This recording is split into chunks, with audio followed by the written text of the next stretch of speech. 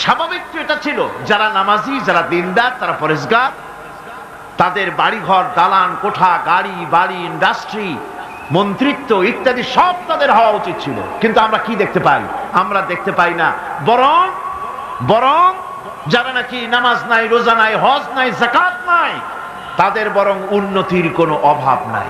এটা দিয়ে বিভ্রান্ত হওয়ার কোনো কারণ নাই। আল্লাহ খুশি হয়ে তাদেরকে এগুলি দিচ্ছেন তা না। একটা ঘটনা আমি আপনাদেরকে শুনাই, যে একজন একটা খাসি আর একটা গাধা পুষত। খাসিকে খুব যত্ন করত, গাধাকে যত্ন করত না।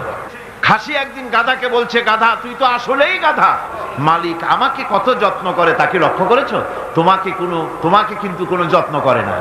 আর আমারে ঘাড়ের উপরে হাত বুলায়, আমাকে গোসল করায়, ভুসি দিসি খাওয়ায়, কত যত্ন করে। গাধা বলছে, আসলে খাসি তোমার এত যত্ন কেন, তাকে তুমি জানো? কয় না, তা তো জানি না।